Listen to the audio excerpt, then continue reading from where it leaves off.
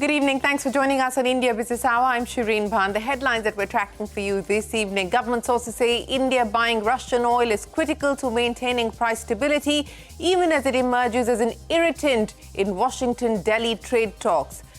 Government sources add Russian crude oil has not been sanctioned. A senior Trump aide says it's not acceptable for India to continue to finance Russia's war in Ukraine by purchasing oil from them. Leather and footwear exporters send an SOS to the government, seek 5% duty incentives to partially offset the impact of US import duties, urge the Commerce Minister to include leather and footwear under the list of exempt items.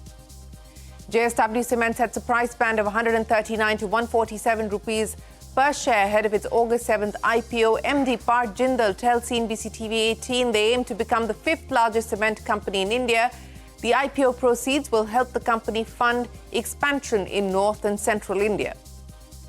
Tesla grants CEO Elon Musk shares worth $29 billion to keep him on board, describes the grant as a first step in a good faith payment after his $50 billion pay package from 2018 was struck down by a Delaware court last year. Marico meets the street in the first quarter, outperforms its peers, 9% volume growth, the highest among FMCG giants who've reported numbers so far. The feud within the SonaComstar first family deepens. Rani Kapoor, the mother of former chairman late Sanjay Kapoor, writes to the UK police, alleges that Sanjay died under mysterious circumstances, seeks a probe. As per the PostMortem report accessed by CNBC TV18, Kapoor died of a cardiac arrest on the 12th of June. China's largest electric vehicle maker BYD posts its first monthly sales decline of the year as the price war intensifies. Sales drop over 10% compared to June. Rivals Xiaomi and Xpeng see strong sales growth. Chinese regulators recently announced plans to help curb price wars in the EV sector. Policy Bazaar's Yashish Dahiya says PB Health will disrupt the hospital incentive structure by disincentivizing hospitals. Narrow hospital networks with lower costs, easier claim settlements will be the future, claims the Policy Bazaar founder. One of India's tallest tribal leaders and a three-time Chief Minister of Jharkhand, Shibu Soren, dies at 81. One of the key forces behind the creation of Jharkhand, Soren, had been admitted at a prominent Delhi hospital for over a month. Prime Minister Modi, senior ministers and politicians across the spectrum condole his death. The Supreme Court stays defamation proceedings against Congress MP Rahul Gandhi for his social media posts on the 2020 Galwan Valley clashes, but criticizes his claim that 2,000 square kilometers of Indian territory were occupied by the Chinese. The apex court observed that true Indian would not make such statements in times of conflict. Relief for the Aam Aadmi Party leader and former Delhi Minister Satyendra Jain. A CBI court closes one of the corruption cases against him, notes that after 4 years of investigation, there is no evidence of corruption in the PWD consultants case. India comes from behind to pull off a 6-run win against England at the Oval in the fifth Test match to tie the series. Mohammad Siraj takes 5 wickets to become the joint highest wicket taker for India in a Test series in England. Well, the exciting test match coming up in just a bit, but on to the day's market action. The Sensex and the Nifty starting the week on a positive note, largely led by metals and auto stocks. Financials kept the gains in check, while mid-caps witnessed broad-based gains as well. 795 higher on the mid-cap index. The Nifty Bank absolutely flat, 400-point gain there on the Sensex this afternoon, and the Nifty up by about 157. But the big story this evening, the Trump administration has ramped up its critique of India's purchase of Russian oil in what is Washington's strongest criticism so far. The White House's Deputy Chief of Staff, Stephen Miller, accused India of effectively financing Russia's war in Ukraine. Now, the senior Trump aide said that President Trump felt that New Delhi's actions were unacceptable. Miller wasn't the only one in the Trump administration to voice concerns. U.S. Secretary of State Marco Rubio says that India's purchase of Russian oil is, and I quote, most certainly a point of irritation, end of quote, in the ties between India and the U.S. However, India's crude oil imports from the U.S. are set to rise by over 150% in FY26. Sources tell us that imports in the first quarter of this fiscal already up by 114%, with the share of U.S. crude in India's import basket rising from 3 to 8% in the month of July alone. So we've already seen a spike in the imports from the U.S. Further, Government sources maintain that India's purchase of Russian oil is critical to maintaining price stability. Sapna is here with more on the government's position on the matter. Sapna. Well, it's pretty much clear. The view back here in India is the fact that if we halt our imports from Russia, and which are quite sizable in quantity, this could really harden the international global, or rather international crude oil prices. If you look back in 2022, March 2022, just after Ukraine war had broken out, there was a fear of a lot of the Russian oil going off the market. And at that point in time, also, you had seen crude spiking to around $137. But coming back to the present scenario, in fact, back of the envelope estimates within certain sections of the government indicate that crude could spike to as much as $200 a barrel if, if a large chunk of the Russian oil goes off the market, or if India halts those imports from Russia. Also, we need to be mindful of the fact that in all these years, India has actually followed all the possible international protocols in terms of sourcing crude oil from Russia. Now, let's just look at the numbers as to how important we are as a buyer of the Russian crude and what kind of numbers Russia talks about. So basically, 4.5 million barrels per day is the kind of exports that Russia does, out of which almost around 1.8 to 2 million barrels per day is what India buys from them. Also, we need to keep in mind that almost 10% of the global demand, that is around 9.5 million barrels per day, is what Russia produces. It is the second biggest producer in the world. So, to speak about Russian oil going off the market, or India halting its imports from, from that country, would basically really cause a shortage of oil supply in the global markets very clearly. So this is the take here, and I think in the coming days we'll know more. But I think the stance back in India is very clear that the imports are not stopping, and Russia will continue to be an important oil sourcing partner for India. All right. While we are seeing a move away from Russian oil, there is no move to stop importing Russian oil at this point in time. That's the view that we're picking up. Now, crude oil prices declined after OPEC Plus agreed to a big production hike in September. Now, this move comes as concerns mount over potential supply disruptions linked to Russia.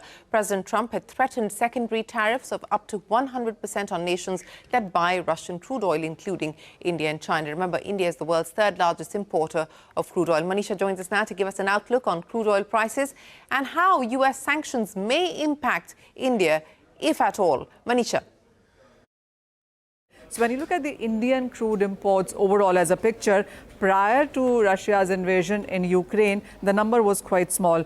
85% of India's imports at that time were from GSS countries, like the Gulf countries, that is. And when you look at the imports from Russia, they were a minute 0.2 to 0.5% at around $5 billion worth. But post-Russia and Ukraine conflict, and because Russian crude oil was available at a much discounted rate, we did see India and China start to buy a lot of it. So from 0.2 to 0.5%, what we did see in the first half of 2025, those imports surged to a huge 35 to 40% of overall Indian imports as well. That is where they begin. Also, when you look at the Kepler data more closely in sense of numbers, then for the month of June, we saw Russian imports of crude into India at 2.1 million barrels per day. By the time it's July, we've seen a decline to 1.8 million barrels per day. But 35% for the first half still stands in sense of imports from Russia there. Now, the markets are looking at those important deadlines where we have US pressuring India to cut its Russian oil imports. US also is pushing for a peace deal between Russia and Ukraine. There's a deadline by the end of this week. If that does not happen, then there is 100% secondary sanctions that we are looking at for buyers as well, and there could be more action and reaction too. So with this, the markets will focus on Friday. That is when the US president says a deadline there lies in. Now, there are a couple of scenarios to this. If US does go ahead with the restrictions on Russia, the markets tell us, and many of these banks and brokerages also have come out with reports suggesting that this could take the crude oil prices in a three-digit territory above $100 a barrel, because Russia does produce, it's the second or the third largest producer in the global markets there, and with the kind of production Russia does, OPEC members will not be able to meet that. There's not enough global spare capacity, and you will see that knee-jerk reaction come in for the crude oil prices. Manisha, many thanks. Now, leather and footwear exporters have sent an SOS to the government. Sources tell us industry has sought some incentives to partially offset the impact of US import duties. Abhimanyu standing by with the details. Abhimanyu, we're given to understand that a meeting was held today of exporters with the Commerce Minister Piyush Goyal. What are exporters asking? In course of the past few days, Commerce and Industry Minister Piyush Goyal has held meetings with exporters from several labor-intensive sectors in wake of imposition of tariffs by the United States. Today, he held a meeting with leather and footwear exporters. Sources have told CNBC TV18 that exporters in the sector have sought interest subvention as well as 5% duty credit scrip. As far as offsetting the impact of the imposed tariffs is concerned, the exporters have also sought that given the importance of their sector and the essential nature of the goods produced by them, they should ideally have been included in the exempted list as far as imposition of tariffs is concerned. However, that has not taken place, and the interim relief which has been sought by exporters is only to offset the immediate imposition of tariffs and also the overall geopolitical scenario across the world which is impacting exports. However, exports from the leather and footwear sector have looked up as far as the current year is concerned. As a case in point, in the first 3 months of the current financial year, leather and footwear sector exports clocked nearly 50% of the total export value of the entire previous financial year. So clearly there has been an uptick as far as this financial year, the first 3 months are concerned in the leather and footwear sector, but it remains to be seen how the situation is going to pan out moving ahead in view of imposition of tariffs and also a geopolitical scenario which is making things uncertain for all sectors, including leather and the footwear sector. They've also said that the cost of production of leather and footwear is highly uncompetitive in the American market, and they also remain hopeful of a bilateral trade agreement with the United States in the coming days.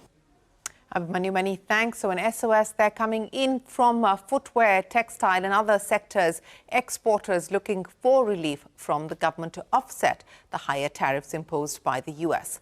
Now, JSW Cement is all set to hit Dalal Street with its 3,600 crore rupee IPO on the 7th of August, that is. The JSW Group company has fixed the price band between 139 to 147 rupees a share. Speaking to ASA, MD Parth Jindal said the proceeds from the public issue will be used to expand into the north and central India. He added that the company aims to become the 5th largest player in the cement sector. Here's Parth Jindal. Which is to enter the markets of the north as well as the central parts of India.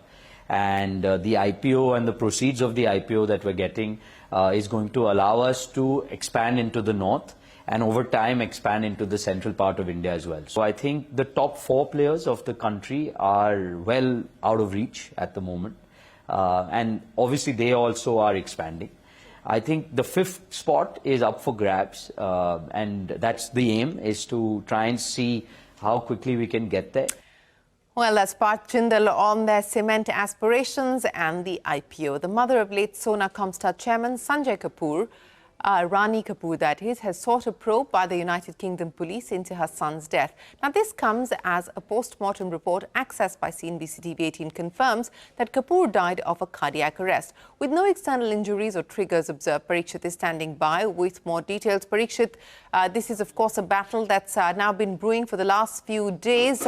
What is the latest here? What is Rani Kapoor asking for, and what do we know about the coroner's report?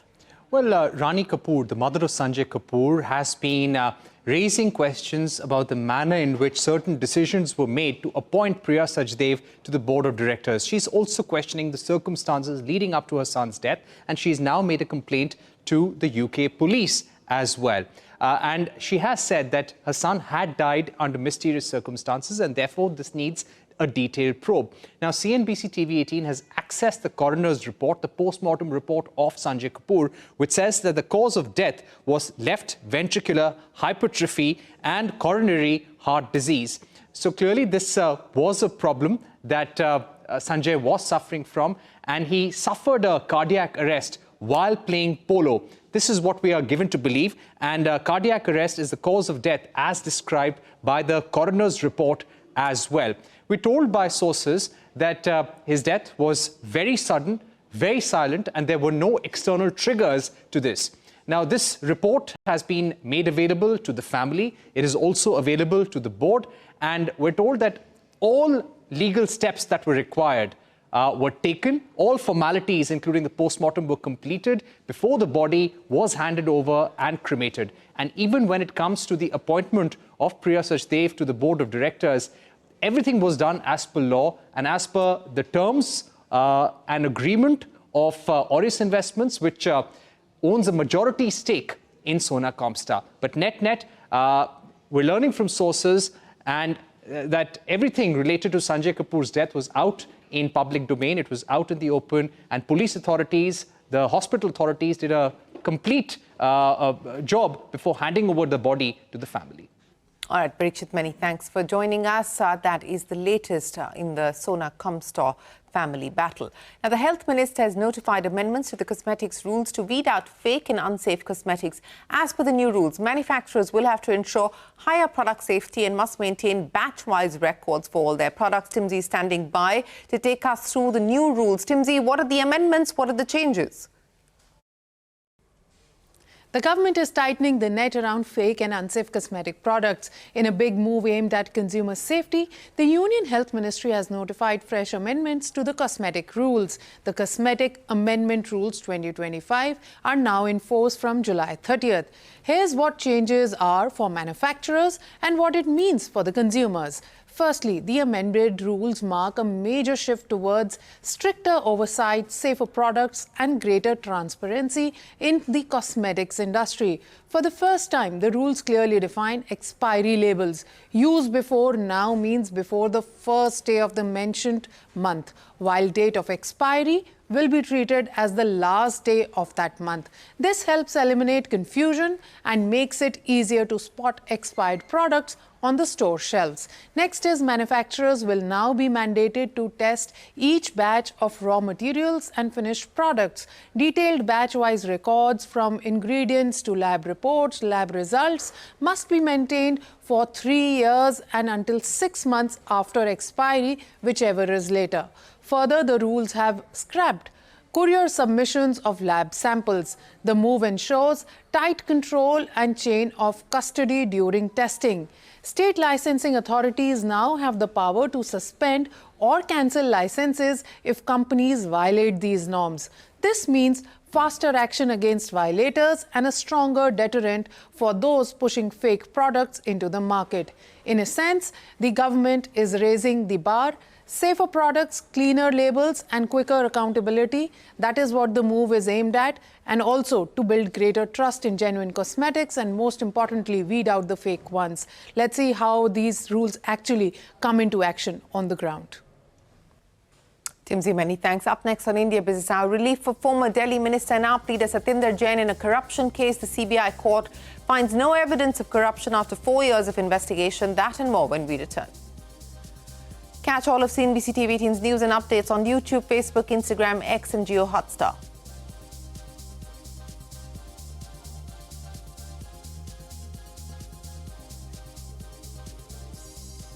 In earnings, consumer goods brand Marico's first quarter numbers in line with street expectations. The company's volume growth came in at 9% during the quarter. That's the highest amongst its peers. The management has said that the impact of unprecedented margin headwinds will peak out in the first half of this year. So strong earnings there from Marico. EV two-wheeler maker Ather Energy's first quarter loss contracted 3% compared to last year, aided by a rise in other income. Revenue up 79% year-on-year as retail volumes rose. Gross margin largely flat, both sequentially and on an annualized basis. The company's shares up 13%, hitting a fresh 52-week high after reporting the numbers. So that's Ather Energy for you. Shares of automaker BYD down in trade after the company's July sales down nearly 10% month-on-month. The Chinese EV giant delivered over 3.4 lakh vehicles globally in the month, marking gains of less than 1% on an annual basis. This is the company's first monthly decline in 6 months, causing investors to worry. Vietnamese EV maker VinFast has opened its first assembly plant in Tamil Nadu. The company's first overseas plant is expected to generate over 3,500 jobs over the next 5 years. It is part of a 16,000 crore rupee investment pact inked between VinFast and the Tamil Nadu government. Speaking to CNBC TV18, VinFast Asia CEO said deliveries in India will begin by the end of the month. Work and receive the car end of this month or beginning of next month. So this is very positive. We are going to open 35 showrooms in 27 cities. At the moment, more applications are coming in. Many potential dealers are calling us to express their interest. Well, that's VinFast on their plans for India. After Mumbai's posh Bandra Kurla complex, Tesla is set to have a second address in India. The EV maker will launch its second showroom at the Worldmark Mall in Delhi's Aerocity. The launch will take place next Monday and comes within a month of the EV giant launching its Mumbai showroom. And staying with Tesla, the EV maker's board has approved a stock award worth nearly $29 billion for CEO Elon Musk. This as Musk continues to fight a Delaware court ruling that struck down his 2018 pay package that was worth over $50 billion. Reports have said that the new stock award is designed to gradually boost Musk's voting power, eventually incentivizing him to remain at Tesla. However, if the Delaware court reinstates Musk's earlier compensation package, then the new stock award will either be forfeited or offset.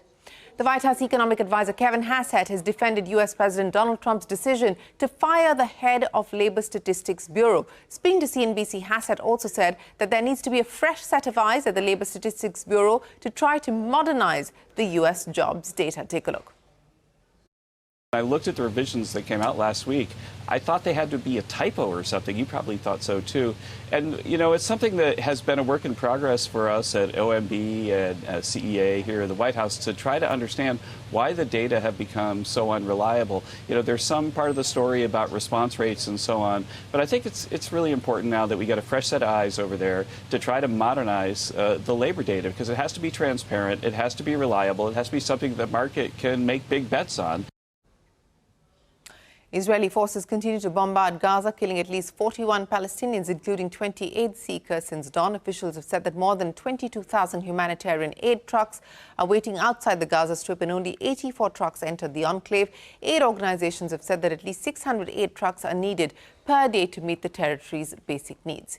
Ukraine's military has said that it used drones to target several sites inside Russia, including refineries, an airfield and an electronic plant. One of the drone attacks sparked a major fire at an oil depot in Sochi in southern Russia. Ukraine also said that Russian forces launched 76 drones and 7 missiles across cities.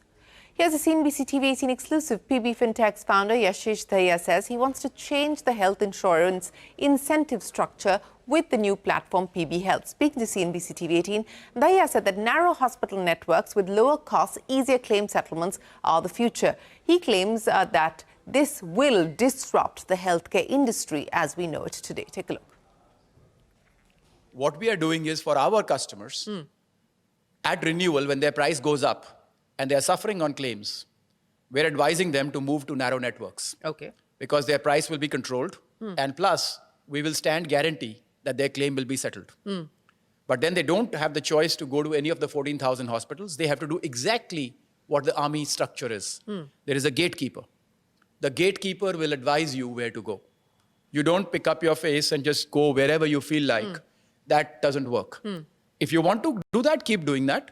There is a price that's going up, and there is a claims problem as well. Is this going to be like Policy Bazaar, a profitable venture in the future that you are currently backing and willing to invest in? Or is this a philanthropic venture or philanthropic idea or philanthropic enterprise? I think that's the question that people are confused about. I'll explain to you. Yeah. I'll explain to you and also explain my responses. It is going to make profit. If I was to build a hospital and try and compete with the best hospitals the way they are run today, I don't think I will be able to win. But please understand, I'm not a better seller of insurance than an agent. They are probably much better than my employees at selling insurance. I changed the incentive structure. And I'll explain what I did. I said, let us sell those products which are useful to the consumer. Yeah.